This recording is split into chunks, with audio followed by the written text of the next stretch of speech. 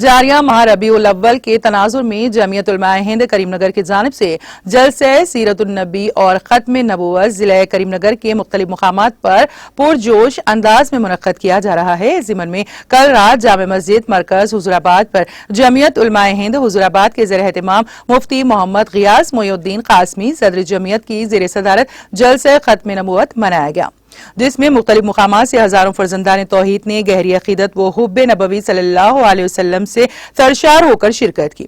امام و خطیب مسجد حاضہ مفتی محمد شاکر الدین نہال قاسمی نے جلسے کے نظامات کے فرائض انجام دیے۔ جلسے عام کو مخاطب کرتے ہوئے مفتی محمد غیاث محی الدین قاسمی، مولانا محمد ارشد علی قاسمی ناظم ریاست مجلس تحفظ ختم نبوت تلنگانہ و آندھرا پردیش نے مخاطب کرتے ہوئے مسلمانوں پر عقیدے ختم نبوت پر ثابت قدم رہنے کی تلقین کی اور فرمایا کہ حضور اقدس صلی اللہ علیہ وآلہ وسلم آخری نبی اور پیغمبر ہیں۔ آپ کی رسالت کے بعد نبوت کا اختتام اور دین کی تکمیل عمل میں آئی۔ آنے والے زمانے میں نبوت کا مدعی کذاب اور کافر ہوگا۔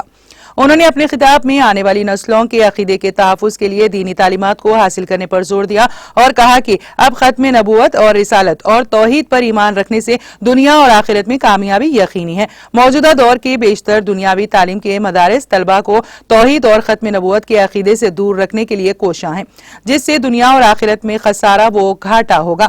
اپنی زندگی کو دینی تعلیمات پر گزارنے کا مشورہ دیتے ہوئے مفتی محمد غیاث محی الدین قاسمی، مولانا محمد ارشد علی قاسمی نے مسلمانوں پر مروجہ دنیاوی تعلیمات کے ساتھ ساتھ دینی تعلیمات کو حاصل کرنے کا مشورہ دیا۔ صدر جلسہ مفتی محمد غیاث محی الدین قاسمی کی دعا پر جلسے کا اختتام عمل میں آیا۔